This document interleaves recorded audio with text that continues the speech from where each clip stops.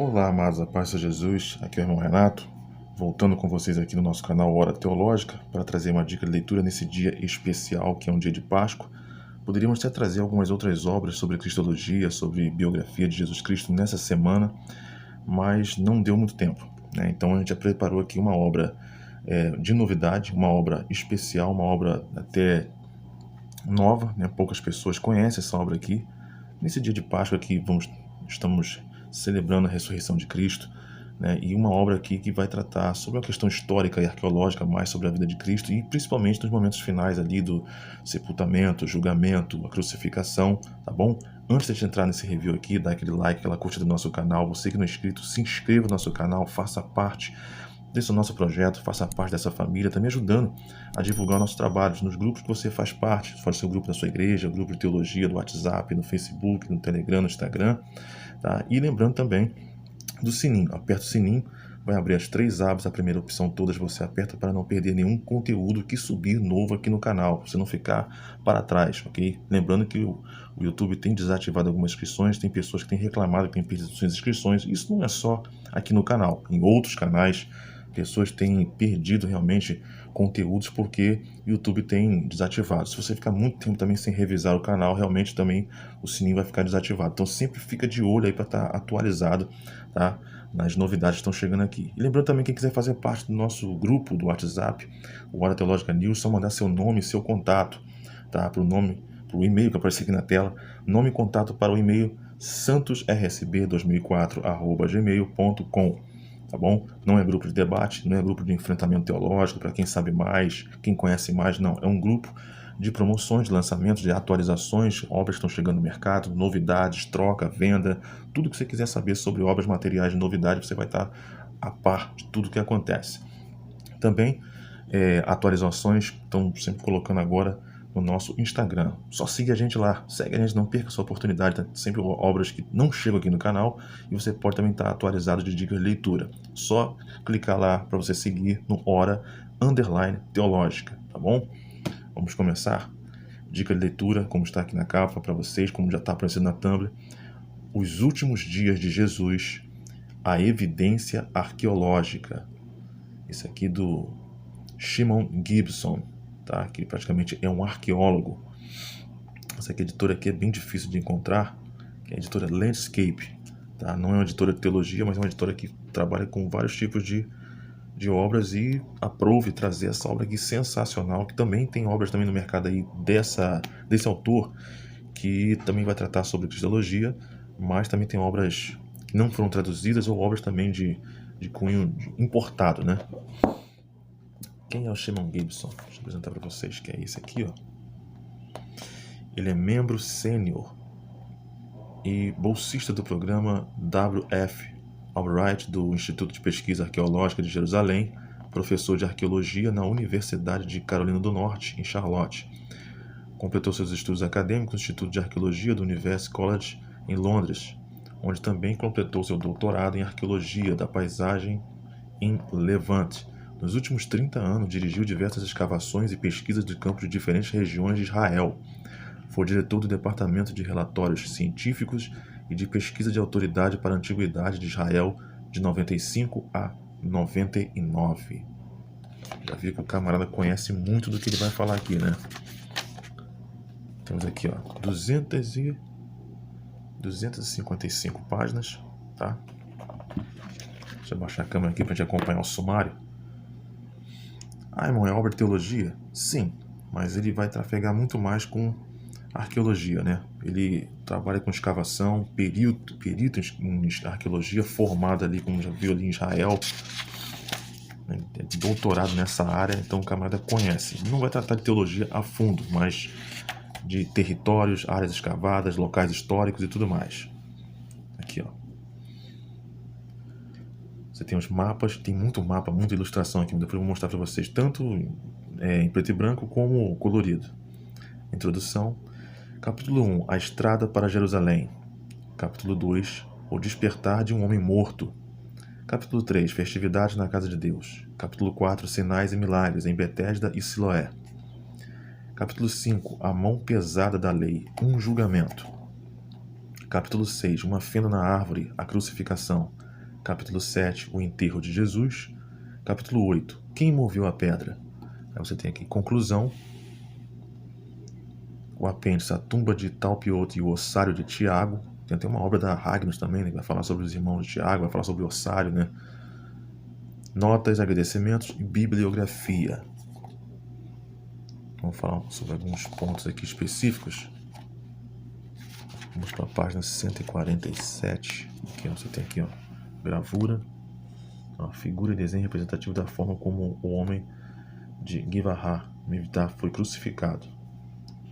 No caso não é Jesus, tá? Só um exemplo de um crucificado. Tem muita riqueza histórica aqui, irmãos. Aqui, ó. Vamos falar sobre o enterro de Jesus na página 147. Olha isso. Deixa eu baixar mais um pouquinho a câmera aqui. Aqui, ó. Imaginamos quais teriam sido os argumentos de José, no caso José de Arimateia, né, quando estava frente a frente com Pilatos, de quem o Evangelho de Pedro diz que ele era amigo. Evangelho de Pedro, tá? Apócrifo. Confessar que era discípulo de Jesus, Mateus 27:57, não teria funcionado com Pilatos. Mas como membro eleito do conselho, ou sinédrio, aqui a referência, o pedido de José em bases religiosas não teria sido ignorado pelas autoridades romanas. Ou seja, se ele falasse que era discípulo, não teria tanto peso pelo fato de que ele poderia muito bem falar a verdade, como ele falou, sendo membro do Sinédrio, se apoiou na sua posição e tem até um certo nome, né, perante as autoridades romanas pela questão religiosa. Então foi atendido o pedido dele de embalsamar o corpo, de enterrar numa tumba especial. Aí você vem aqui, ó. José testemunha o fato de que os romanos não exigiam que seus súditos judeus violassem as próprias leis religiosas. Suponho que ele teria argumentado que deveria ser concedido respeito ao homem executado com base no costume judeu, ou seja, sabendo-se que a lei dos romanos pouco se importavam com a lei judaica. A questão toda é a tradição judaica, e que o José expôs ali a Pilatos o argumento para levar o corpo de Jesus. Por quê? O corpo não poderia ficar na cruz. Era semana religiosa, era Páscoa. Você tem aqui, ó, no costume judeu prevalecente na época, de que cadáveres não deveriam ficar expostos para serem comidos por animais selvagens ou aves da rapina. Isso vai muito contra, né, algumas posições, por exemplo, do John Dominic Crossan, alguns autores, no caso do Jesus Seminar, que apoiam, né, sustentam o argumento de que Jesus ficou na cruz e que foi comido por cães. Isso não valida, até porque a próprio mandamento lá na Torá proibia que conterrâneos judeus, né, o povo judeu, alguém, independente de ser criminoso ou não, ficasse na cruz para que a terra não fosse maldita. Então isso aqui foi levado à risca. Então joga por terra esse argumento de que o corpo ficou na cruz lá de um dia para o outro, né? Não tem como. Era vital que o corpo de Jesus fosse enterrado antes do pôr do sol e antes do início do sabá. Por ser Páscoa, ainda por virar às 18 horas já seria sábado, né? Seria outro problema. Quando os enterros eram proibidos, instruções são fornecidas pelo Deuteronômio. Se alguém houver pecado passível de pena de morte e tiver sido morto e o pendurares no madeiro, o seu cadáver não permanecerá no madeiro durante a noite, mas certamente o enterrarás no mesmo dia. Deuteronômio 21, 22 a 23. Isso aqui, ó, isso quebra qualquer argumento de que o corpo ficou na cruz. Então os judeus respeitavam à risca essa ordem aqui. Mas ele não viu Jesus como um conterrâneo. Não via Jesus por uma questão como tradição, sendo filho de Deus, as suas palavras, né, com peso, como sendo o enviado de Deus e tudo mais. Como uma questão do rabi divino e tudo mais. O Messias prometido não viam, mas como os judeus reconheciam. Escritos rabínicos, na verdade, deixam claro que os corpos dos criminosos executados eram mantidos na época em 2 lugares perto da corte do Sinédrio. Aqui tem detalhes interessantes, né? Que em muitas obras você encontra isso aqui. Um para decapitados e estrangulados e outro para apedrejados ou queimados. Olha, a crucificação não é mencionada nesse contexto porque era um método romano de execução. Isso aqui não foi método judaico, né? O fato de Jesus ter sido crucificado, seu corpo não ter sido subsequentemente colocado em um dos sepulcros designados pelo Sinédrio para os executados, indica claramente que eles não condenaram Jesus à morte, ou seja, os romanos como lavaram as mãos, né? A jurisdição legal, nesse caso específico, no caso Pilatos, né, lavou as mãos, como diz. A jurisdição legal, neste caso específico, como vimos no capítulo anterior, estava inteiramente nas mãos dos romanos. Ou seja, a moda, o modo característico de crucificação era dos romanos. Porém, ausentavam-se, no caso, né, da responsabilidade de ter ordenado alguém a morrer, principalmente porque por uma questão religiosa, Jesus não tinha nada contra Roma. A questão ali que foi levantado pelo próprio Sinédrio que Jesus estava se ordenando rei, sabendo que só tinha um rei naquela região, que era César. Olha aqui, gravuras, ó. Superfície da rocha do topo do Calvário, Igreja do Santo Sepulcro. Você tem aqui, ó, a vestígio da Igreja Constantiniana, demarcando Gólgota na Igreja do Santo Sepulcro. Muitas gravuras aqui, irmãos. Deixa eu mostrar mais uma vez aqui. Tem mais coisa aqui, ó. Ó, pra quem gosta de gravuras, tanque de Siloé, tanque de Betesda. E aqui você tem mais gravuras, como um escavador, você tem um perito aqui. Quem gosta de gravuras, ó. O texto cortado em pedra de um túmulo em Aceldama, campo de sangue, né? No caso onde Judas se suicidou. Identificado como túmulo de Ananias. Vamos lá, outra página. Ó, tem mais coisa. Isso aqui é uma riqueza de detalhe absurda, irmão. Embora a obra seja curta, né? Tem menos de 300 páginas, mas não te deixa faltando informação nenhuma, questão histórica. Filho aqui, Valmir Santos, deixa eu ver aqui qual capítulo que nós entramos aqui. Eu vou falar com vocês a página 181. O capítulo é esse aqui, ó. 8. Quem moveu a pedra? Marquei essa página 181. Ele não vai cravar quem moveu a pedra, até porque, como diz, o assunto da questão espiritual, foram anjos que removeram. Isso foge à alçada do historiador, ok? Ele vai tratar sobre a questão da pedra, como a questão do selo, onde era esse sepulcro e tudo mais. O costume. A surpresa e a confusão entre os familiares e discípulos de Jesus depois da descoberta do túmulo vazio, conforme o relato dos evangelhos, me parecem bastante autênticas. Não há nada nesses evangelhos que sugira que o corpo de Jesus tenha sido levado no meio da noite, como alguns dizem, né? Por alguém próximo a ele, ou que tenha sido ressuscitado de algum modo e tenha saído, a não ser que acreditemos no testemunho apócrifo de Pedro, que fala das 2 pessoas entrando no túmulo e 3 saindo dele.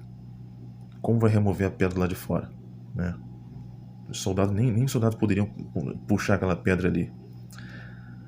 Com o flagelo anterior, a própria crucificação e por fim o ferimento da lança da parte lateral do corpo, seria improvável que Jesus recuperasse a consciência.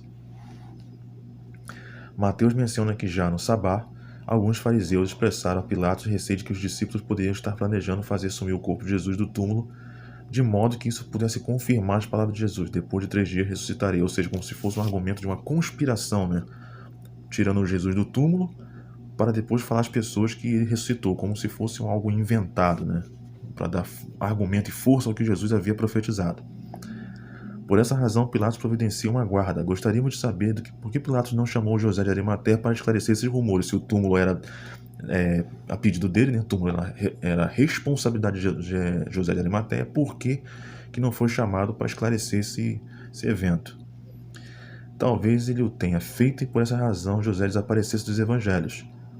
Várias teorias estranhas e bizarras têm sido representadas para tentar explicar o túmulo vazio, contudo nenhuma faz sentido. Uma delas diz que Jesus foi drogado, reanimado, retirado do túmulo clandestinamente e que mais tarde liderou uma revolta contra os romanos e por fim morreu em combate. Sem lógica, né? Outra teoria curiosa diz que Jesus ficou em estado de transe quando pareceu estar morto e depois foi reanimado, casou-se e procriou na Galileia, antes de migrar para a Índia. A arqueologia e a história não são capazes, olha isso, de provar ou desmentir a possibilidade de que o corpo de Jesus tenha sido subtraído clandestinamente por desconhecidos. Porém, esse é um tema de especulação. A realidade é que não há explicação histórica para o túmulo vazio. É o que eu falei, né? A alçada dele não estuda isso. A não ser que queiramos adotar a explicação teológica. Aí sim. Isto é, a ressurreição. Deixo para o leitor refletir. Tá aí uma obra sensacional, né? Com certeza muitos de vocês não conhecem, quem diz no comentário quem conhece, quem não conhece, tá bom? Mais essa dica de leitura para vocês nesse dia especial, esse dia de Páscoa, os últimos dias de Jesus, a evidência arqueológica do Shimon Gibson, editora Landscape, ok, irmãos? Antes de qualquer coisa, quero desejar a todos aqui uma feliz Páscoa, um dia abençoado para cada um de vocês, para cada família de vocês, que Jesus abençoe cada um de nós neste dia e que possamos refletir o significado deste dia nas nossas vidas, né? Até para a questão do contexto da igreja, né? Que é uma data lindíssima, uma data simbólica que representa muito para nós cristãos. Tá bom, irmãos? Muito obrigado por ter ficado com a gente até agora. Deus abençoe e até o próximo vídeo.